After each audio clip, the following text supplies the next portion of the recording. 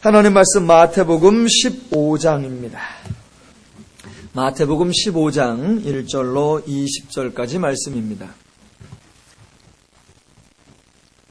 마태복음 15장 1절로 20절까지 말씀입니다. 찾으신 분 아멘 하시겠습니다. 천천히 합독하십니다. 시작. 그때에 바리새인과 서기관들이 예루살렘으로부터 예수께 나와 이르되 당신의 제자들이 어찌하여 장로들의 전통을 범하나이까? 떡 먹을 때에 손을 씻지 아니하나이다. 대답하여 이르시되 너희는 어찌하여 너희의 전통으로 하나님의 계명을 범하느냐? 하나님이 이르셨으되 내 부모를 공경하라 하시고 또 아버지나 어미를 비방하는 자는 반드시 죽임을 당하리라 하셨거늘 너희는 이르되 누구든지 아버지에게나 어머니에게 말하기를 내가 드리어 유익하게 할 것이 하나님께 드림이 되었다고 하기만 하면 그 부모를 공경할 것이 없다 하여 너희의 전통으로 하나님의 말씀을 폐하는도다. 의식하는 자들아, 이사야가 너희에 관하여 잘 예언하였도다. 일러스되 이 백성이 입술로는 나를 공경하되 마음은 내게서 멀도다. 사람의 계명으로 교훈을 삼아 가르치니 나를 헛되이 경배하는도다 하였느니라 하시고 무리를 불러 이르시되 듣고 깨달으라. 입으로 들어가는 것이 사람을 더럽게 하는 것이 아니라 입에서 나오는 그것이 사람을 더럽게 하는 것이니라. 이에 제자들이 나와 이르되 바리새인들이 이 말씀을 듣고 걸림이 된 줄 아시나이까? 예수께서 대답하여 이르시되 심은 것마다 내 하늘 아버지께서 심으시지 않은 것은 뽑힐 것이니 그냥 두라. 그들은 맹인이 되어 맹인을 인도하는 자로다. 만일 맹인이 맹인을 인도하면 둘이 다 구덩이에 빠지리라 하시니 베드로가 대답하여 이르되 이 비유를 우리에게 설명하여 주옵소서. 예수께서 이르시되 너희도 아직까지 깨달음이 없느냐? 입으로 들어가는 모든 것은 배로 들어가서 뒤로 내버려지는 줄 알지 못하느냐? 입에서 나오는 것들은 마음에서 나오나니 이것이야말로 사람을 더럽게 하느니라. 마음에서 나오는 것은 악한 생각과 살인과 간음과 음란과 도둑질과 거짓 증언과 비방이니 이런 것들이 사람을 더럽게 하는 것이요 씻지 않은 손으로 먹는 것은 사람을 더럽게 하지 못하느니라. 아멘.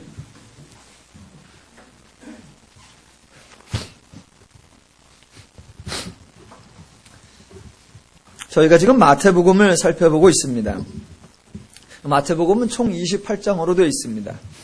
저자가 쓰다 보니까 어떻게 하다 보니까 28장까지 된 게 아니고 그 정도의 분량을 생각했고 또 이것저것 쓰다 보니까 이 내용이 1장에 저 내용이 15장에 저 내용이 28장에 이렇게 들어간 것이 아니라 1장부터 28장까지의 내용이 순서별로 다 내용적 연결성이 있습니다.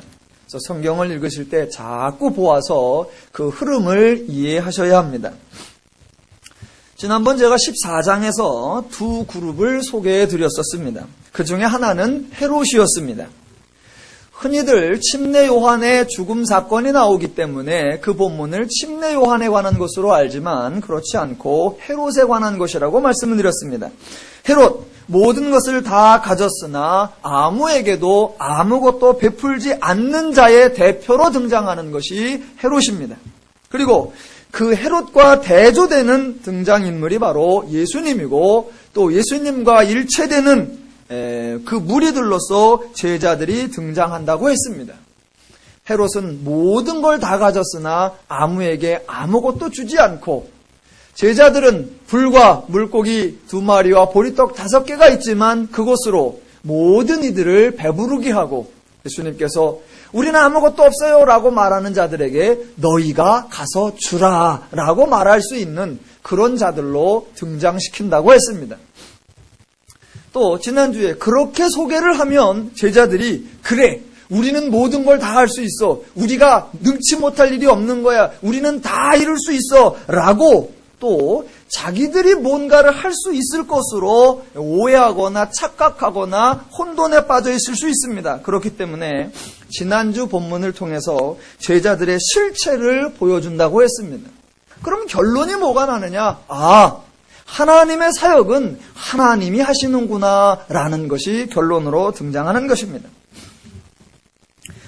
그리고 오늘 15장이 등장하는데 15장에 다시 한번 세상의 권력자들 또는 세상의 지혜자들이 등장하고 그들과 다르게 하나님의 지혜, 하나님의 방법이 나오는 것입니다. 그래서 오늘 15장에 사람들의 전통, 사람들의 교훈, 사람들의 방법론이 등장하고 다음 주나 다다음 주 되겠네. 16장에서 하나님의 방법론이 등장하는 겁니다. 그 하나님의 방법론이 이제 십자가 사건이 다음 주부터 예시가 되기 시작할 것입니다.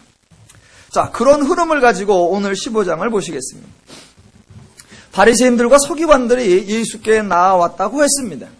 왜 왔을까요? 2절을 보겠습니다. 당신의 제자들이 어찌하여 장로들의 전통을 범하나이까? 떡 먹을 때에 손을 씻지 아니하나이다. 지금 이 사람들이 하는 말이 옳은 말이에요? 틀린 말이에요? 당신의 제자들이 떡 먹을 때에 손을 씻지 아니하나이다. 옳은 지적이에요? 틀린 지적이에요? 예, 지극히 옳은 지적입니다. 떡 먹을 때 어떻게 해야 돼요? 손을 씻어야지요. 나갔다 들어오면 손을 씻고 더더군다나 음식을 먹으려고 하면 반드시 손을 씻어야지요. 오늘날 의사들이 말할 때 나갔다 들어와서 손만 잘 씻어도 질병의 절반은 줄일 수 있다라고 하는데 씻어야지요. 예, 좋은 것입니다. 사람들의 전통이라고 소개되는데 사람들의 전통은 대체적으로 언제나 옳은 것이고 좋은 것입니다. 사람들에게 좋지 않은 것이 전통으로 만들어지지 않습니다. 왜 전통이 되느냐? 해보니까 좋거든요. 다른 사람에게도 권면하니까 좋을 것 같거든요. 그래서 모두가 좋다라고 생각하고 옳다라고 생각하기 때문에 그것이 전통이 되고 이어져 내려오는 것입니다. 그래서 대체적으로 전통, 관례, 습관 이런 거는 좋은 것일 경우가 많이 있습니다. 그럼 또 어떤 분이 이렇게 반론을 하실 겁니다. 좋은 것만 있는 게 아니라 나쁜 것도 있어요. 악습이라는 게 있잖아요. 악습, 잘못된 관례라는 게 있잖아요. 여러분, 악습이 좋은 거예요? 나쁜 거예요? 다시 한번 말씀드리면 나쁜 거는 전통이나 관습으로 내려오지 않습니다. 좋은 것만 내려오게 돼 있습니다. 악습이 뭐가 좋냐? 잘 보세요. 하나 예를 들어 보겠습니다. 누군가에게 뇌물을 주고 받는 일이 있다라고 해봅시다. 그러면 뇌물을 주었다, 뇌물을 받았다, 그 자체로만은 악입니다. 그런데 뇌물을 줌으로 인해서 내가 혜택을 받거든요. 이건 좋은 겁니다. 저 사람이 나에게 뇌물을 바침으로 해서 받아먹어서 내가 이득이 생긴 거니까 좋은 거예요. 악습이라는 것 중에 사람들은 악과 습을 분리해냅니다. 그건 나쁜 거야. 그래서 전부 다들 그건 나빠, 그건 나빠 다 그렇게 말합니다. 그런데 그걸 함으로 해서 나에게 이득이 왔을 때 그건 좋기 때문에 악임에도 불구하고 이득이 되고 좋은 것이라는 생각 때문에 악습이 전통이 되고 관례가 되고 습관이 되는 거예요. 결국은 그 자체의 옳고 그름보다 나에게 이득이 되고 좋으냐라는 쪽에 좋은 것이 언제나 전통이 되고 관례가 되고 습관이 되어 내려오는 겁니다. 여하튼 그래서 전통은 사람들에게 유익한 쪽으로 내려옵니다. 그렇게 전통이 좋은 것이라고 하면 예수님도 그걸 인정해 주면 되잖아요. 악습도 아니고 손을 씻어서 몸 건강하라라고 하는 얘기인데 그거 그래 맞아 라고 인정해 주면 되잖아요. 그런데 꼭 예수님은 그렇게 까칠하게 대답을 하셔야 됩니까? 꼭 붕어까지 드신 것처럼 대답을 하셔야 돼요? 3절에 보니까 이렇게 말씀을 하십니다. 대답하여 이르시되 너희는 어찌하여 너희의 전통으로 하나님의 계명을 범하느냐. 꼭 이렇게 하셔야 돼요? 예수님을 혹평하는 사람들이 있습니다. 예수님을 혹평하는 사람들에게 이러한 구절들은 좋은 빌미가 됩니다. 그들이 말하기를 흔히 예수는 성격 파탄자다 또는 다중인격자다라고 합니다. 왜냐하면 예수님 자신이 늘 온유해야 한다라고 말해놓고 본인이 성질을 내기도 하고, 모든 것을 수용할 것처럼 7번도 용서하라 그래놓고 성전에 가서 다 엎어버리고, 너희들은 서로 간에 좋은 말만 써라 그래놓고 늘 삐딱선을 타고, 논쟁이란 논쟁은 혼자 다 하고 있고, 아니 좀 잘하고 고운 말을 쓰고 잘못 지적하면 받아주면 되지 꼭 이렇게 해야 되느냐. 이런 논쟁이 나오면 사람들은 흔히 그러죠. 일단 잘못한 거는 맞지 않냐. 그러니까 잘못을 인정을 해라 라고 말을 합니다. 제자들이 손을 씻었는지 안 씻었는지 내가 안 봐서 모르지만 그들의 말에 의하면 안 씻었어요. 그러면 예수님께서 맞다, 너희들 지적이 옳다, 내가 제자들 관리를 잘 못했다, 저들이 위반했다 라고 말해주고 그 다음에 그런데 라고 대화를 해도 되잖아요. 안 됩니까? 근데 예수님은 단 한 번도 논쟁자들이 그런 지적을 할 때 맞다, 옳다라고 인정을 한 적이 없습니다. 그렇게 반응하시질 않아요. 예수님은 왜 사실을 사실대로 인정하지 않으실까요? 마태복음 12장에 가보면 안식일 논쟁에 나와요. 예수님께서 제자들과 함께 가는데 제자들이 시장해가지고 길가에 가다가 안식일날 밀밭에 밀을 손으로 비벼서 따먹었다라는 그런 장면이 나옵니다. 그래서 바리새인들이 보고 예수께 말하되 보시오, 당신의 제자들이 안식일에 하지 못할 일을 하나이다 라고 지적을 합니다. 그러면 인정하면 되잖아요. 맞다, 내가 제자들 제때에 끼니를 못 때워줘가지고 쟤들이 배가 고파서 참 못할 짓을 하는구나, 내가 관리를 잘못했다 그래 주면 쉽잖아요. 그런데 그때도 전혀 그런 말씀을 안 하십니다. 엉뚱하게 너희가 성경을 읽지도 아니하였느냐? 적반하장도 유분수지. 자, 예수님은 오늘도 본문에서 왜 손을 안 씻습니까? 그 말에 대답을 해주는 게 아니라 또 논쟁을 일으킵니다. 그 대답이 3절이에요. 자, 예수께서 대답하여 이르시되 너희는 어찌하여 너희의 전통으로 하나님의 계명을 범하느냐. 사람의 전통과 하나님의 계명을 대조시킵니다. 왜 이럴까요? 자, 장로들의 전통이 있는데 그 장로들의 전통이 원래 하나님을 위한 그런 게 아니었나요? 원래 그 장로들의 전통은 그들이 가지고 있던 구약성경 토라, 창세기, 출애굽기, 레위기, 민수기, 신명기라고 하는 그 토라를 가지고 있는데 그 토라의 내용이 너무나 개론적이에요. 너무나 원론적이야.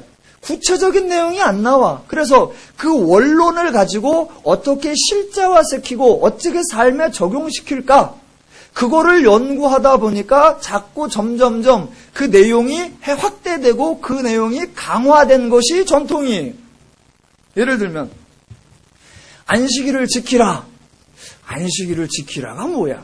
너희는 안식일에 아무 일도 하지 말라. 아무 일도 하지 말라가 뭐야? 그럼 일어나지도 말아야 되나? 그러면 안식일 날은 그냥 누워서 있어야 되나? 아니다. 일어나서 살긴 살아야 되는데 그러면 밥을 해 먹으면 이건 일인가 아닌가?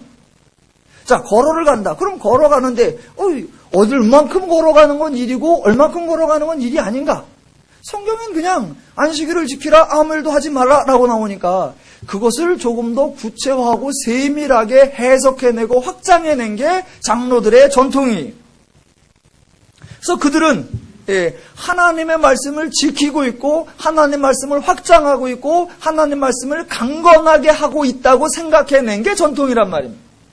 그러니까 지금 손을 씻으라라는 것도 원래는 종교 예식법이었고 그 종교 예식법을 일상생활에까지 더 확장시켜내어서 이제 떡 먹을 때에도 손을 씻어라라는 좋은 전통을 만들어낸 겁니다. 그러니까 지금 저들은 자신들의 전통이 하나님의 계명을 확장하고 견고하게 하고 강건하게 한다라고 생각을 하지 절대로 하나님의 계명과 대치된다고 하나님의 계명을 폐한다고 생각하지 않습니다. 그런데 예수님은 어찌하여 너희의 전통으로 하나님의 계명을 범하느냐라고 나오는 거예요. 자, 혹자들은 이렇게 대답합니다.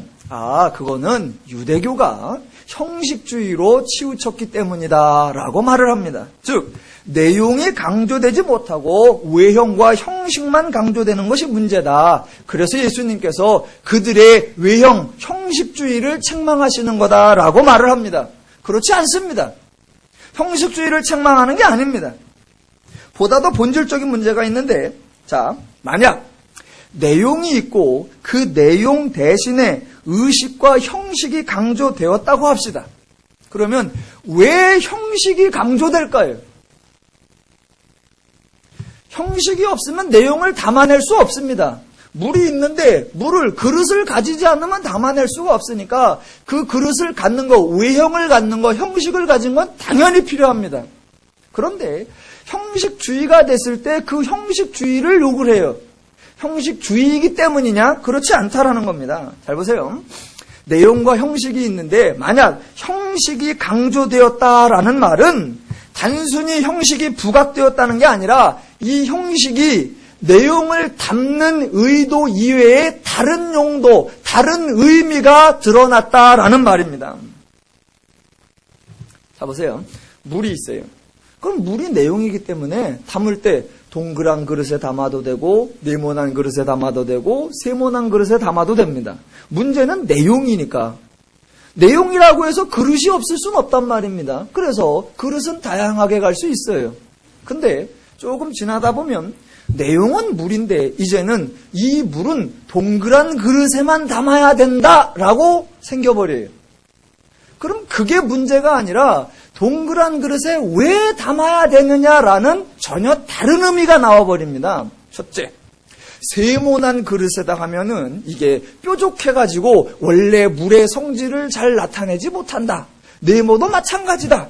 동그란 그릇에만 담아야 된다. 왜냐하면 물의 속성이라는 것이 어디든지 다 갈 수 있고 모든 걸 품어내는 원만한 건데 이거는 네모난 그릇이나 세모난 그릇으로 가면 그 속성이 어그러지고 반드시 동그란 그릇에만 담아야 이 물의 의미가 바로 살아난다. 라고 말을 해버리면 이 그릇이, 형식이 갑자기 형식이 아니라 이것이 특별한 기능, 특별한 방법론, 특별한 내용을 가져버린단 말입니다. 그러니까 형식주의가 문제가 아니라 형식이라는 것이 원래 의도와는 전혀 다른 것을 가졌다는 겁니다. 내용이 중요하면 형식은 다양할 수 있습니다. 그런데 형식주의가 되면 특정한 형식이 강조되는데 왜 특정한 형식이 강조가 되냐면 그 형식에는 특별한 기능과 특별한 역할과 특별한 방법이 있다라고 생각이 되는 거란 말입니다. 바로 그게 잘못된 거예요. 자, 지금 유대 전통을 들고 나오는 사람들을 향해 예수님께서 뭐라고 하냐면 7절에 보니까 외식하는 자들아 라고 부릅니다. 자, 한번 질문해 보겠습니다. 지금 그들이 외식하는 자입니까? 외식이 뭐냐 하면 흔히들 많은 사람들이 생각할 때 겉과 속이 다른 걸 외식, 속에 품은 마음과 겉의 행동이 전혀 다를 때 그것을 외식이라고 말합니다. 세상에서는 그렇게 외식이라고 말하지만 성경의 의미는 그거하고는 전혀 다릅니다. 사람들의 기준은 사람이에요. 그래서 사람이 그 사람의 생각과 그 사람의 말이 다를 때 기준을 사람으로 두고 사람의 생각과 사람의 말이 다를 때 속과 마음과 행동이 다르니까 그거는 외식이다라고 말을 한단 말입니다. 그런데 성경은 그런 의미에서 외식이라고 보지 않는단 말입니다. 그런 의미에서 인간은 겉과 속이 같은 자예요. 왜냐하면 우리 속이 다 원래 우리가 죄인이었을 때 다 뭐다? 죄인이란 말입니다. 그러니 마음이 뭐다? 죄의 마음이에요. 죄의 마음을 가지고 무슨 행동을 한다? 죄된 행동을 하잖아요. 죄의 마음으로 죄의 생각을 하고 죄의 마음으로 죄의 가치를 갖고 죄의 마음으로 죄된 행동을 하니 겉과 속이 어떻다? 똑같아요. 그런 식의 기준으로 보면 성경은 우리 모두는 외식하는 자가 아닙니다. 우리는 다 겉과 속이 같은 자예요. 본인들 다 흑심 품고 그 모습으로 행동하잖아요. 자, 성경에서 말하는 외식은 그 사람의 속과 겉이 다른 자들 아니요. 지금 이 사람들, 바리새인들, 서기관들 속과 겉이 다른 자들이 아닙니다. 말과 행동이 다른 자들이 아니에요. 자, 성경에서 말하는 외식은 본질을 왜곡하는 자들을 외식하는 자라고 합니다. 즉, 기준이 하나님이 되는 거예요. 그래서 하나님의 기준과 다른 자, 하나님의 마음과 다른 것, 하나님의 방법과 다른 것, 그걸 외식이라고 합니다. 그러면 하나님의 기준, 인간은 아까 인간의 기준이어서 인간의 마음과 인간의 행동, 인간을 놓고 행동과 마음이 다른 것 이렇게 보는데 성경은 하나님과 인간으로 보는 거예요. 그래서 하나님과 다른 기준을 갖고 하나님과 다른 가치를 갖고 하나님과 다른 방법을 가지면 그건 하나님 앞에서 의식하는 자입니다. 그렇다면 저희가 죄인 되었을 때 우리 모두는 다 뭐였다? 다 의식하는 자였단 말입니다. 왜? 하나님과 다른 자들이기 때문에. 지금 저들이 장로들의 전통을 가지고 왔습니다. 그 전통이 하나님의 말씀을 해석하고 하나님의 말씀을 강건하게 하는 거라고 생각을 하고 그들이 나온 거예요. 그리고 나서 우리는 이렇게 하나님 말씀대로 하려고 하는데 예수 당신은 왜 이 하나님 말씀을 안 지키느냐라고 예수를 신랑하려고 하는데 정작 예수는 정반대로 너희가 의식하는 자다. 너희가 하나님의 기준과 하나님의 개념과 하나님의 방법을 전혀 왜곡하고 있는 너희가 틀린 자들이다. 이러고 나가는 거란 말입니다. 그러면 장로들의 전통이 성경을 해석하고 성경을 잘 지키기 위하여 권면하는 거고 강화하는 건데 그게 왜 외식이고 그게 왜 하나님의 계명을 어기는 거라고 하는 거냐? 그 이유를 찾는 겁니다. 자, 예수님은 형식주의를 반대하는 것이 아닙니다. 장로들의 전통은 단지 전통이 되었다, 사람들이 지키는 거였다, 그런 것이 아니라 그들이 가지고 있는 전통이 전통으로 이어져 내려오고 해석되어지는 과정 속에 원래 하나님이 주셨던 의미와 전혀 달라지고 원래 하나님이 주셨던 방법론과 전혀 다른 방법론이 되어버린 거예요. 자, 예를 들어 보겠습니다. 지금 손을 씻느냐 안 씻느냐, 떡 먹을 때 정결하게 했느냐 안 했느냐, 정결 예법이냐 아니냐 이런 것이 아니라 하나님의 의도와 기준과 가치와 개념과 방법에 맞는 거냐 아니느냐는 전혀 다른 차원을 들고 가는 겁니다. 자, 장로들이 가지고 있는 것 속에 자기들은 하나님의 뜻대로 한다고 하는데 하나님은 너희가 하나님 계명을 어기도다라고 지적을 해주면서 예를 드는 게 나와요. 예수님이 직접 예를 드는 게 4절부터 6절입니다. 봅시다. 하나님이 이르셨으되 내 부모를 공경하라 하시고 또 아버지나 어머니를 비방하는 자는 반드시 죽임을 당하리라 하셨거늘 너희는 이르되 누구든지 아버지에게나 어머니에게 말하기를 내가 드려 유익하게 할 것이 하나님께 드림이 되었다고 하기만 하면 그 부모를 공경할 것이 없다 하여 너희의 전통으로 하나님의 말씀을 폐하는도다. 무슨 말이냐면 하나님은 부모를 공경하라 라고 그랬어요. 그랬는데 사람들이 전통을 이렇게 만드는 겁니다. 자, 제가 부모님을 공경하려고 하면 예를 들어 한 달에 10만 원씩 용돈을 들여서 1년이면 100만 원이요 10년이면 1000만 원 정도를 드려야 하는데 그렇게 부모님께 드리려고 내가 1000만 원 정도를 예상해 놓았는데 가만히 있어보자. 이거를 하나님께 드려서 하나님 나라의 영광을 위해서 써야 되겠구나 라고 하나님께로 딱 드리면 부모님 드리는 것보다 더 큰 일에 더 중요한 일에 쓰였으니 그걸로 족하고 부모님 공경할 걸 하나님께 드렸으니 부모님은 공경 안 해도 나는 아무 잘못이 없다라는 전통으로 만들어놨어요. 그렇게 하고 실제로 하나님께 1000만 원을 냈느냐? 아니요. 이렇게 일단 서원을 하고 그 서원은 당장 안 해도 돼. 나중에 해도 돼. 언제까지? 죽기 전까지만. 그러니까 나는 내 맘대로 다 할 대로 하고 그 다음에 죽기 전에 샥 죽어버리면 자기는 자기 맘대로 쓰고 부모님 공경은 하나도 안 해놓고도 하나님의 법은 하나도 안 어긴 것처럼 그런 법을 만들어놨단 말입니다. 자, 그러면 그 말 속에 야, 이 치사한 인간들아, 그래 너희 잘 먹고 살자고 그랬냐? 여기 나쁜 놈들아, 야, 이 교활한 놈들아, 여이 그런 감정적 표현이거나 속임수를 썼다거나 너희가 정말로 치사하게 했다 이런 식으로 언급하는 얘기가 아니라 그러한 생각 속에 전혀 다른 차원이 담겨 있다는 겁니다. 예를 들어 봅시다. 자, 하나님께서는 모든 인간이 행복하기를 원하십니다. 하나님이 모든 인간을 다 지으셨고 하나님 앞에 동일한 인간이니까 모든 인간이 행복하기를 원하십니다. 그래서 너를 있게 하고 너를 존재하게 하고 너를 양육해준 네 부모를 공경하고 네 이웃을 사랑하고 그것이 인간이 모두가 행복하게 살 수 있는 기본 원칙이다. 네 부모를 공경하라. 네 이웃을 사랑하라. 라고 말씀을 했단 말입니다. 하나님이 모든 인간이 행복하라라고 하는 하나님의 목적을 가지고 하신 말씀이에요. 그런데 장로들의 전통은 부모를 공경해야 되는데 하나님께 드림이 되면 부모를 공경 안 해도 돼. 그래서 부모가 굶어도 그건 내 책임이 아니야. 내가 공경을 안 한 내 도덕적 잘못이 전혀 없어. 그래서 나는 나의 유익만을 위해서 나의 행복만을 위해서 내가 가진 것을 쓸 수 있어 라는 결론이 나와버립니다. 그러면 뭐가 달라졌느냐? 하나님은 모든 사람이 행복해야 된다라고 하는 하나님의 목적과 하나님의 의도가 나만 행복하면 돼라는 걸로 바뀐 겁니다.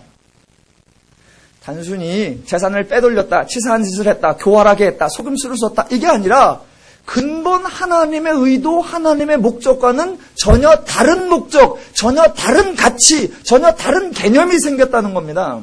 그 전통 속에. 그 다음에 또 그러면 나 행복하자고 하는 게 그게 나쁜 거예요? 결론은 나 행복해야 되잖아요. 좋아요. 그런데 나 행복하자라고 하는 방법이 하나님께서는 너 행복하고 다른 사람도 행복하고 모두가 행복할 수 있는 그 가치를 주었고 그 방법을 주었는데 부모 행복은 나는 몰라. 나 행복해야 돼라는 목적이 달라졌고 나 행복할 수 있는 방법론이 하나님이 의도한 방법론과는 전혀 다른 방법론이 나왔다는 거예요. 사람의 전통과 하나님의 계명이 갑자기 대조적으로 등장하는 이유는 하나님의 목적과 다른 목적, 하나님의 방법과 다른 방법이 나왔으니까 이건 전혀 다른 거다라는 겁니다. 그래서 지금 너희들이 장로들의 전통을 말하는데 그들은 하나님 말씀을 해석한 겁니다 라고 말하는데 예수님은 하나님 말씀을 해석한 게 아니라 그거는 전혀 다른 가치체계, 전혀 다른 방법론이 되어서 그거는 하나님 말씀과 다른 거야 라고 들고 나오는 겁니다. 마태복음 6장에 보면 동일한 일을 하나 볼 수 있습니다. 6장에 보면 구제하는 거, 금식하는 거, 기도에 관한 말씀이 나옵니다. 사람들은 그걸 행했어요. 금식하고 기도하고 금식하고 그걸 행했단 말입니다.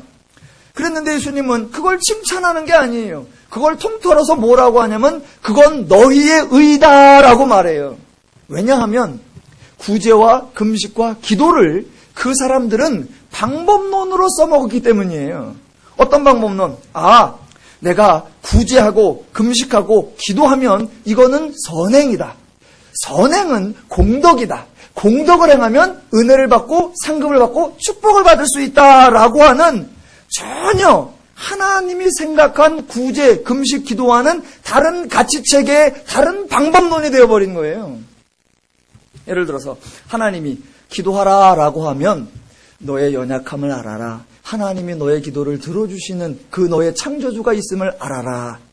라는 하나님의 가르침이고 구제하라라고 하면 너 먹을 것 자체가 하나님이 주신 것임을 알고 인간에게 은혜를 주시고 음식을 주시는 하나님은 부족하게 하지 않는다는 것을 알아라 라는 의미에서 금식을 얘기하고 구제를 얘기하는 거예요. 그러니까 구제, 금식, 기도의 방법이 뭐냐면 하나님을 깨닫고 하나님이 나의 책임자인 걸 아는 것. 이게 하나님의 의도예요. 근데 사람들은 구제, 금식, 기도 이거는 선행이고 선행은 공덕이고 공덕은 상을 받아. 이걸 하면 상을 받는 거야. 전혀 다른 가치, 전혀 다른 방법이 나왔단 말입니다. 지금 예수님께서는 단지 장로들의 전통을 거부하는 게 아니라 그 장로들의 전통 내부에 깔려있는 근본적 다른 하나님과의 다른 가치체계의 다른 방법론을 지적해 주는 거예요. 그래서 그 사람들은 예수를 믿지 않고 예수를 인정하지 않습니다. 왜냐하면 자기들은 방법론을 가지고 있기 때문이에요. 은혜를 받는 방법을 가지고 있고 상급을 가지고 있는 방법을 가지고 있고 복을 받을 수 있는 방법을 가지고 있다고 생각을 하는 거예요. 그러니 예수는 필요치가 않은 거예요. 하나님은 그런 방법은 세상에 없는 거다. 그래서 하나님이 예수 그리스도를 보내주어야 한다라고 말씀하는데 인간들은 우리는 그런 방법이 있다라고 나오는 거란 말입니다. 자, 인간들이 가지고 있는 전통과 하나님의 교훈, 인간들이 가지고 있는 방법론과 하나님이 가지고 있는 방법론에 그 근본 차이가 있는데 그 차이점의 기초가 뭐냐? 첫째는 사람들은 인간은 마음에 문제가 없다라고 생각하는 거예요. 인간은 문제가 없다. 인간의 마음은 죄에 잡혀 있다라는 사실을 인정하지 않는 거란 말입니다. 자, 유대교를 한번 예를 들어보겠습니다. 지금 유대교가 가졌던 방법론, 장로들의 전통이 가졌던 방법론과 하나님의 방법론이 차이가 나는데 어떻게 차이가 나냐면, 자, 유대교가 음식을 먹을 때 손을 깨끗하게 씻어야 한다라고 했습니다. 왜 그랬을까요? 음식을 먹을 때 손을 깨끗하게 해야 된다. 맞는 말이에요. 그런데 왜 그런 얘기를 만들어냈냐는 거예요. 뭐 이렇게 복잡하게 생각해. 건강 때문에 그랬지. 아니요. 그렇게 단순한 게 아닙니다. 자, 왜 유대 종교법에 또는 모든 다른 종교도 마찬가지예요. 정결법이 나오는데 왜 음식 먹을 때 손을 깨끗하게 씻어야 한다 이런 법이 나오냐면 손을 깨끗하게 씻어야 됩니다. 깨끗하게 씻고 음식을 깨끗한 상태로 깨끗하게 먹어야 돼요. 그렇게 깨끗한 손으로 깨끗한 음식을 먹어야 그 깨끗한 것들이 들어가서 내 몸을 어떻게 한다? 깨끗하고 건강하게 해요. 그렇게 깨끗하고 건강한 몸이 되어야 뭐가 나온다? 깨끗하고 건강한 마음이 된다라는 사고방식이 있는 거예요. 장로들의 전통에 모든 인간적 종교 가치 체계 속에 그게 들어있는 거예요. 깨끗한 손, 깨끗한 먹거리, 깨끗한 음식을 먹어야 깨끗한 몸이 되고 깨끗한 몸이 되고 건강한 몸이 되어야 깨끗한 정신, 깨끗한 마음이 이루어진다. 이게 인간 방법론이란 말입니다. 이건 유대교만의 생각이 아니라 모든 주인들이 갖는 생각입니다. 즉 건강한 육체에서 건강한 마음이 나온다라는 거예요. 다른 표현으로 몸과 마음을 정결하게 할 수 있다라는 사고체계란 말입니다. 이거를 멋있는 말로 만든 사람이 누구냐면 로마의 시인이었는데 이름이 유베날리스라고 하는 사람입니다. 이 사람이 이런 말을 했어요. 건강한 정신은 건강한 신체에 깃들인다. 그러니까 건강한 정신을 가지려고 하면 뭐가 되어야 된다? 건강한 몸을 가져야 그 건강한 몸에 건강한 신체가 깃들고 그래야 거기서 건강한 생각, 건강한 마음이 나온다. 이걸요, 이게 지금 제가 영어인지 라틴어인지 모르겠는데 맨스 사나 인 코르포레 사노라고 하는데 그래서 인간의 건강한 몸에 건강한 정신이 깃든다. 이거를 그 맨을 조금 더 멋있는 말, 생명력을 강조하는 아니마라는 말로 바꿨습니다. 그래서 아니마 사나 인 코포레 사노. 그래서 첫 글자를 떼면 ASICS. 그걸 빨리 읽어보면 아식스. 독일의 유명한 스포츠 브랜드, 맞죠? 아디다스는 세 줄이고, 아식스 이렇게 꼬인 거 있잖아요. 그 아식스의 뜻이 바로 이거예요. 건강한 신체에서 건강한 마음이 나온다. 그게 고대 로마부터 그 유벨라니스라는 사람이 만들었지만, 모든 인간들의 마음에 깔려있는 건강한 몸에서 건강한 마음이 나온다라고 하는 사고방식이기 때문에 깨끗한 손으로 깨끗한 몸으로 깨끗한 음식을 먹어서 깨끗하고 건강한 신체를 만들면 사람이 깨끗한 사고를 할 수 있다라는 거예요. 여러분, 저와 여러분이 이런 얘기 맨날 합니다. 마치 아닌 것처럼 그러는데, 자, 누가 조금 힘이 없다고 합시다. 첫 번째 가서 하는 말이 뭐예요? 병원에 신방 가거나 누가 아파서 위로해. 뭔가 문제가 있어서 고민해. 그럼 제일 먼저 뭐예요? 먹을 거 싸들고 가잖아요. 본죽 또는 깐죽 또는 참죽 또는 사과, 음료수 딱 들고 가잖아요. 갖다 놓고 제일 먼저 하는 말이 뭐예요? 먹어야 힘이 나. 힘이 나야 제대로 생각을 하지. 안 먹잖아. 힘이 없어. 힘이 없으면 판단력도 흐려지고 정신력도 흐려지고 생각도 늘 우울한 생각만 내고 이상한 생각만 들어서 점점 더 처지는 거예요. 일단 먹어. 먹고 얘기를 하자고. 먹고 튼튼하고 강건해야 그때야 해보겠다라는 생각도 나오고 진취적 사고도 나오고 그래 한번 이러자라고도 나오고 일단 몸이 추스려야 마음도 추스리는 거야. 다 그렇게 얘기하잖아요. 다 그렇게 얘기하잖아요. 병자에게서 좋은 생각 나고 환자에게서 진리가 생각나고 우울증에서 기발한 생각이 나냐? 안 나. 우울증 생각하면 우울한 것만 나. 라고들 사람들이 다 말을 한단 말입니다. 그게 모든 사람들의 생각, 모든 죄인들의 생각, 모든 종교들의 생각이 다 그게 깔려 있어요. 그래서 모든 종교에는 정결한 것과 거룩한 것을 구별내며 늘 좋은 것을 먹고 깨끗한 것을 먹고 정결한 것을 먹고 더러운 행동, 부정한 것들은 생각하고 만지고 보고 그런 걸 하지 말아야 된다라는 사고방식이 깔려 있단 말입니다. 왜? 건강해져야 건강한 마음이 나온다라고 하는 사고방식을 죄인들은 가지고 있는 거예요. 언젠가 제가 한번 말씀드렸잖아요. 다단계 갔다가 제가 물건 살 뻔한 거. 신방을 다단계로 갔는데 그분이 나간 요즘 애들이 왜 이렇게 건강해, 왜 이렇게 사고가 많고, 왜 이렇게 범죄가 많고, 왜 이렇게 부정한 게 많은 줄 아느냐. 칼슘이 부족해서 그렇대, 칼슘이. 그래서 칼슘이 우리 다단계에서 파는 요걸 먹으면 애들이 칼슘이 어떻게 되고 인이 어떻게 돼서 그다음부터는 사고가 밝아지고 그다음부터는 세상이 좋아진대. 다 그런 사고가 깔려 있는 거예요. 지금 장로들의 전통이 단순히 손 씻었느냐 안 씻었느냐라고 하는 그게 아니라 그 전혀 다른 하나님의 의도와 다른 가치, 하나님의 의도와 다른 방법론이 들어가 있다라는 겁니다. 지금 예수님은 그래, 손 씻으라고 그래야 되는데 내가 잘못 가르쳤다. 미안하다. 이런 얘기가 아니라 너희들의 근본 사고와 방법 자체가 지금 하나님하고는 전혀 다른 얘기를 하고 있다. 그걸 지적해 주는 거예요.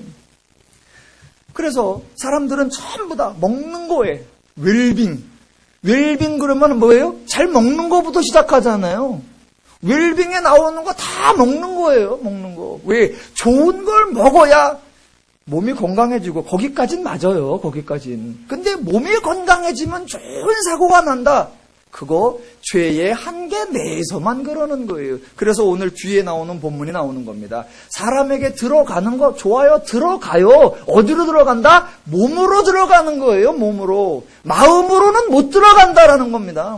우리는 좋은 것이 몸으로 들어가면 그 몸에서 좋은 마음까지 나올 거라고 생각하는데 성경은 아니라는 거예요. 왜? 그 마음이 죄에 잡혀 있기 때문에 아무리 좋은 것으로 집어넣어도 몸은 좋아져요. 몸은 좋아져. 건강해져요. 튼튼해져요. 강건해져요. 그런데 마음은 바뀌지 않고 마음은 변하지 않고 마음은 개선되지 않는다라는 겁니다. 하나님의 방법론, 하나님의 개념과 사람의 방법론, 사람의 개념이 차이가 나는 게 아직도 인간들은 인간이 죄인이라는 사실을 모르고 있다라는 거예요. 그걸 인정하지 않는다는 거예요. 또 하나 그 차이가 나는 게 방법론의 차이가 난단 말입니다. 왜 차이가 나냐면 사람들은 자기가 할 수 있다고 생각을 하는 거예요. 하나님은 죄인들은 할 수 없다라고 지적해 주시는 거고 여러분 인간들은 할 수 없다는 생각을 안 합니다. 왜냐하면 할 수 없다고 해버리면 아무 대책이 없기 때문에요. 그래서 일단은 다 할 수 있다라고 생각을 하고 할 수 있을 것으로 예상을 하고 그래서 일단은 하는 겁니다. 물론 다 알아요. 그래서 나중에 보면 아이고 인력으로는 어쩔 수 없는 거예요. 인력으로는 어쩔 수 없는 거예요. 그걸 다 알아요. 그거 안다고 시도도 안 해보면 인간은 대책이 없으니까 일단은 하는 거예요. 한 다음에 이게 되는지 안 되는지는 가봐야 안다라고 나가는 거란 말입니다. 그런 하나님은 아니라는 거예요. 인간이 죄에 잡혀있는 그 상태를 개선할 수 있는 방법 없다라는 거예요. 그런 방법은 없다라는 거예요. 자, 성경에는 사람들이 그렇게 할 수 있을 것 같은 방법론이 하나님의 계명을 범하는도다라고 지적하고 나가는데 오늘날 기독교인들조차도 인간을 변화시킬 수 있다라고 생각을 한단 말입니다. 유명한 사회 정화운동, 도덕운동 중에 도덕 재무작 운동이라고 MRA라는 운동이 있습니다. 그 MRA 운동이라는 게 누가 만든 거냐면 목사님이 만든 거예요. 목사님이. 제가 정확하게 기억은 못하는데 마음이 생각을 낳고 생각이 행동을 낳고 행동이 습관을 낳는다. 그런 논리 구조에 의해서 마음을 바꿔놓으면 된다. 이 인간 세계는 인간의 정체성을 바꿔놓지 않으면 안 된다. 그래서 목사님이 교회에서 성경을 가르치는데 안 변해. 그래서 목사님이 새로 창안해낸 방법이 도덕 재무작 운동 MRA라고 하는 거예요. 지난주에 제가 목사님 한 예수님께서 뻥까지 말라 그런 말을 했다고 해서 제가 천박한 용어를 썼다라고 혼을 났는데 한 번 더 해야 되겠어요. 용서하십시오. 미치고 환장하겠어요. 딴 거 다 해도 안 된다. 성경 이해해야 된다 라고 말을 해야 되는데 목사님이 성경 가르치다 안 된다고 MRA 운동을 시작해. 이걸 어쩌란 말이란 말입니까? 그래서 그들은 절대 정직, 절대 순결, 절대 무사, 절대 사랑의 4절대 도덕 표준에 의한 정청과 분담으로 새 사람이 되고 이 새 사람을 토대로 새 가정, 새 나라, 새 결례를 건설해야 된다 라고 펼친 운동이 MRA라는 거고 지금 우리나라에도 많이 들어와 있고 지금 뉴라이트라고 하는 데에서도 이 도덕 재무장 운동을 부흥시키자라고 나와 있어서 제 가슴을 아프게 하고 있습니다. 저들의 목적이 뭐예요? 인간의 행복입니다. 그런데 인간의 행복에 대한 개념과 그 행복을 이루는 방법이 하나님과 전혀 다릅니다. 그래서 성경은 그들을 의식하는 자다라고 말하고 그들의 개념과 생각이 틀렸다라고 지적해 주는 겁니다. 자, 오늘 본문 사람들이 왜 나왔느냐? 예수에게 배우려고요? 아니요. 토론해 보려고요? 아니요. 자기들이 가지고 있는 그 사고 체계를 보호하려고 나온 겁니다. 왜냐하면 예수가 나와서 전하는 개념과 방법론은 자기들이 가지고 있는 것과 전혀 다르기 때문에 예수를 그냥 두면 자기들이 모두가 송두리째 뿌리 뽑힐 것 같으니까 그들을 용납할 수가 없는 겁니다. 그래서 예수께 나오는 겁니다. 자, 그런 사람들이 지금도 있습니다. 자, 사람의 전통 좋은 거라고 했습니다. 교훈 좋은 겁니다. 격언 좋은 겁니다. 명언 좋은 겁니다. 자, 장로들의 전통은 그때에만 있었던 게 아닙니다. 이러한 교훈과 전통은 인간의 역사 내내 있었습니다. 그거 타 종교에도 있고 그거 다른 나라에도 있고 그런 거 성경에도 있습니다. 잘 좀 들어보십시오. 구약에 보면 잠언이 있어요. 잠언 제목이 뭐냐면 다윗의 아들 이스라엘 왕 솔로몬의 잠언이라.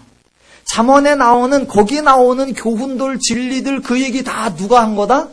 솔로몬이 한 얘기예요.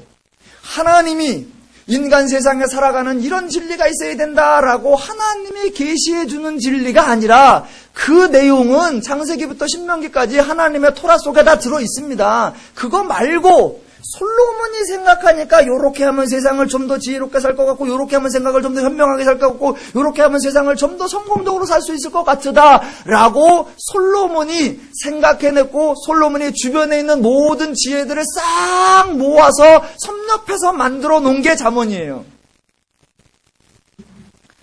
그래서 잠언에서는 이야 솔로몬의 지혜가 여기 담겨 있구나. 이대로 하면 성공적인 삶을 살 수 있다라고 우리에게 잠언을 넣어서 보여주는 게 아니라 성경의 잠언이 우리에게 보여주는 거는 봐라. 이렇게 인간의 지혜와 인간의 현명함을 동서고금을 막론하고 다 모아서 그걸 다 안다라고 하는 애가 솔로몬인데 그 솔로몬이 정작 그걸 다 동원해서 인생을 살아보고 또 쓴 책이 뭐냐면 전도서예요. 결국 이 모든 것으로 안 되는구나 라는 겁니다. 그래서 잠언과 전도서의 결론은 이 모든 것으로 안 된다. 지혜로 안 되고 전통으로 안 되고 교훈으로 안 되고 현명함으로 안 된다.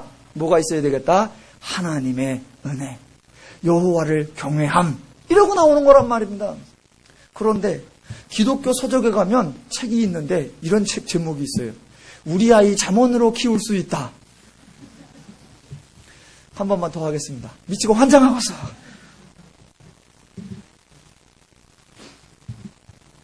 그런 얘기가 아니에요. 잠언서 읽어보면 구구절절히 맞는 얘기야. 세상에서 통용되는 얘기입니다. 그렇게 하면 다 될 것 같아. 해보세요. 또 하나, 아까 기도에도 나왔었는데 에베소서 4장 10절에 인간의 지혜를 바라보는 하나님의 관점을 생각해야 된단 말입니다. 인간의 지혜. 인간은 그 지혜를 동원할 수밖에 없어요. 하나님의 은혜가 오지 않으면. 그런데 그것은 어차피 죄인의 지혜요, 죄인의 한계라는 겁니다. 이제 우리가 어린아이가 되지 아니하여 사람의 속임수와 간사한 유혹에 빠져 온갖 교훈의 풍조에 밀려 요동하지 않게 함이라. 교훈의 풍조를 따라가면 좋은 거지 그게 왜 밀리는 겁니까? 그런데 성경은 그러는 거예요. 사람의 교훈은 결국 사람의 교훈이다. 사람의 교훈은 자신이 죄인이라는 것을 모르는 교훈이고 사람의 방법론은 자신이 할 수 없다는 것을 모르는 방법론이기 때문에 결국 실패하는 거다. 그래서 사람의 교훈의 풍조에 요동하지 말고 하나님의 말씀, 진리, 그 하나님 말씀을 따라야 된다라고 말하는 거예요.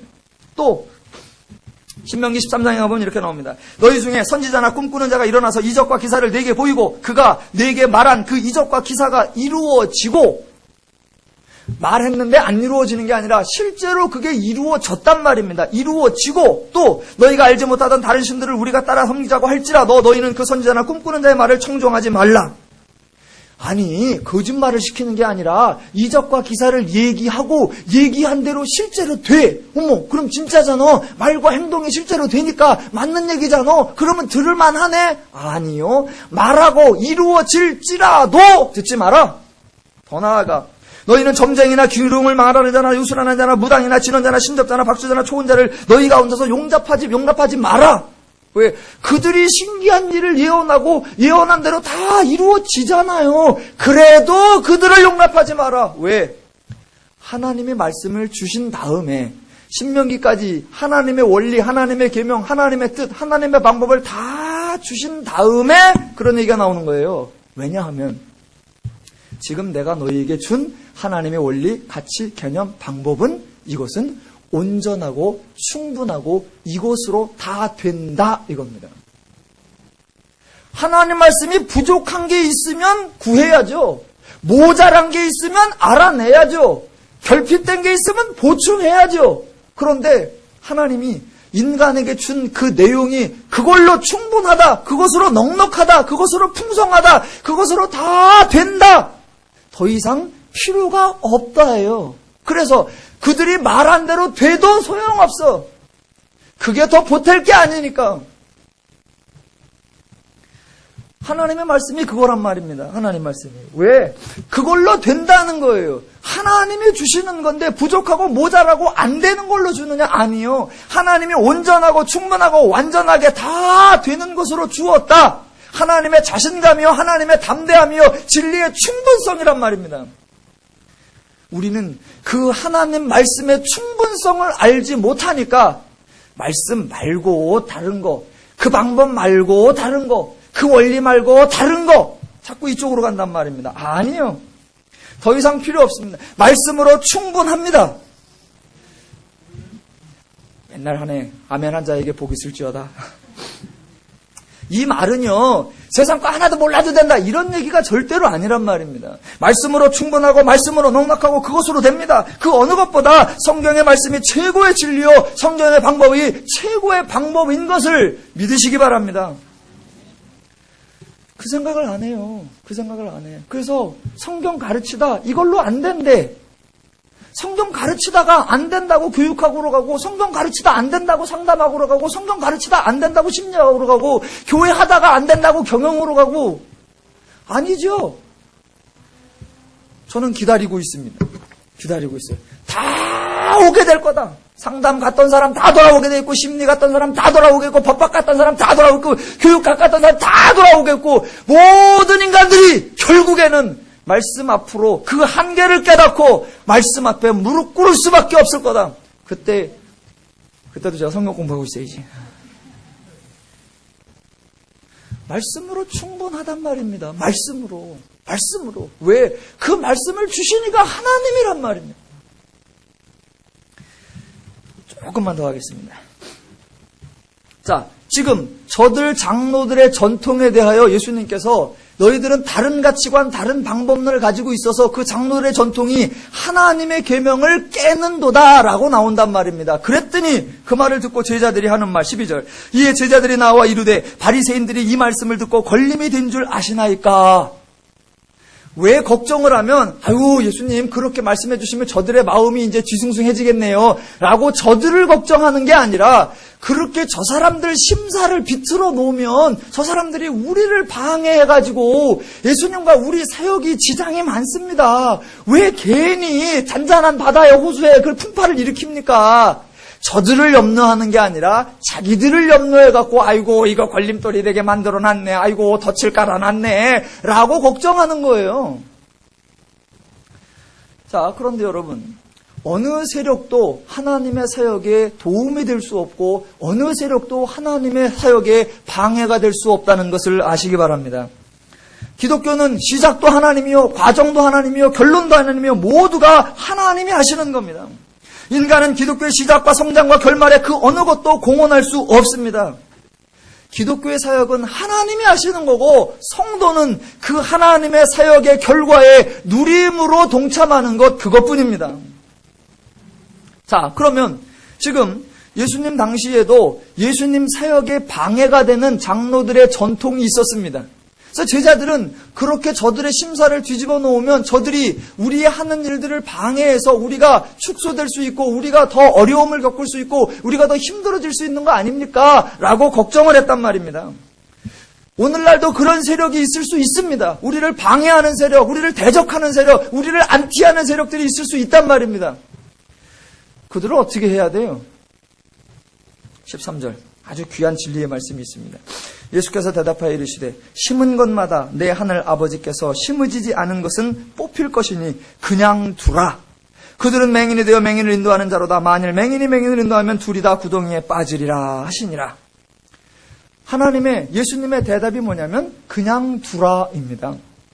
기독교인들은 자꾸 저 사람들이 뭐라고 하는지를 궁금해합니다. 저 사람들이 우리 편이야 반대편이야 적군이야 아군이야 우리의 조력자야 회방꾼이야. 우리의 조력자라고 하면 좋은 관계를 맺으려고 하고 대력자라고 하면 어떻게든 저들의 세력을 축소시키려고 하고 우리는 그런 생각을 한단 말입니다. 그런데 성경은 뭐라고 하느냐?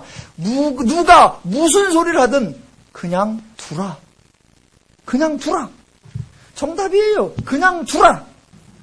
예를 들어 한 15년 전에 몬트리올 예수라고 하는 영화가 있었습니다. 그 예수 영화에서는 예수가 육신을 입고 와서 너무나 힘들었어. 그래갖고 마리아가 엄마가 아니라 마리아가 자기 부인이라고, 예수하고 부인이라고. 그래가지고 예수가 십자가에 달렸을 때 너무 힘들어서 그 고통을 어떻게 좀 잊어볼까라고 해서 상상을 하는데 그 상상이 뭐냐면 엊그저께 부인과 했던 부부관계야. 영화에서 그렇게 나옵니다, 이제. 그러니까 예수를 그렇게 소개하는 영화가 있었어요. 그래서 그거 미국에서 상영 금지해야 된다. 우리나라에는 들어오지도 못했습니다. 왜? 한기총에서 딱 들어맞아가지고. 그런 영화를 만든다. 그럼 어떻게 하라? 그냥 두라. 어떤 사람이 또 책을 썼습니다. 다빈치 코드라는 책을 쓰고 영화를 만들었습니다. 한국 난리가 났어요. 이거 상영을 하면 되니 안 되니 그거 해가지고 책만 많이 팔렸대. 자, 그런 게 나온다. 그럼 어떻게 하라? 그냥 두라. 어느 방송사에서 신의 길 인간의 길이라는 방송 다큐멘터리를 만들어갖고 보내려고 합니다. 그거 방송을 하게 어떻게 하라? 그냥 두라. 어떤 사람은 또 신은 죽었다라고 외친 철학자가 있습니다. 그런 사람이 있다. 어떻게 알아? 그냥 두라. 철학자가 아니고 또 어떤 캐나다에 있는 한국의 신학자, 현직 목사인 신학자는 책 썼는데 그 책 제목이 뭐냐면 예수는 없다. 왜 목사를 하는지 난 모르겠어. 그런 책을 쓴 사람이 목사로서 지금 캐나다에서 활동을 하고 있습니다. 그 사람을 어떻게 하라? 그냥 두라. 어떤 영국의 학자는 만들어지신이라는 책을 쓴 사람이 있습니다. 그 책 서문에 이렇게 나옵니다. 누군가 망상에 시달리면 정신 이상이라고 한다. 그러나 다수가 망상에 시달리면 종교라고 한다. 라고 종교를 비웃었습니다. 그 책을 어떻게 하라? 그냥 두라. 또 어떤 사람은 예수님이 하나님이 아니다 라고 말합니다. 어떻게 하라? 그냥 두라. 저 어렸을 때 전도하러 다닙니다. 예수 믿으세요? 그럼 예수님께서 구원을 주십니다. 그때 꼭 한 말이 있어요. 구원을 주려거든 1원을 더 못해 10원을 줘라 라고요. 그런 사람이 있다. 어떻게 알아? 그냥 두라. 기독교는 기독교인데 꼭 마치 오타 친 것만을 말해가지고 개독교라고 하는 사람들이 있습니다. 어떻게 알아? 그냥 두라. 성경은 하나님의 계시가 아니라 인간의 상상력이 만들어낸 창조물이라 라고 주장하는 사람들이 있습니다. 그 사람들 어떻게 알아? 그냥 두라. 우리는 그걸 그냥 못 둬요. 그걸 못 봐요. 하나님을 믿고 하나님이 살아계시고 하나님이 역사한다는 걸 믿으십시다.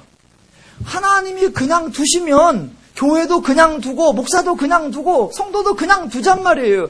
하나님은 그냥 두는데 우리는 그 꼴 못 봐. 하나님은 그 꼴 보는데 우리는 그냥 안 둬. 아니요. 하나님이 제자들이 말하기를 예수님 그거 이렇게 신기 건드려 놓으면 걸림돌이 돼서 우리 어려울 거예요. 예수님 그냥 둬라. 그냥 둬라. 우리는 마치 우리가 하나님을 지켜드리고 우리가 진리를 사수하는 것처럼 한단 말입니다. 아니요. 하나님이 우리를 지키는 거고 진리가 우리를 지키는 거예요. 그냥 두라예요. 그냥 두라. 그냥 두라. 그냥 두라. 그러면 또 지금 마음속에 걱정이 많으시죠? 그냥 두면 어떻게? 그게 또 독버섯처럼 커져나가지고 교회를 싹 삼켜버리면 그거 어떻게?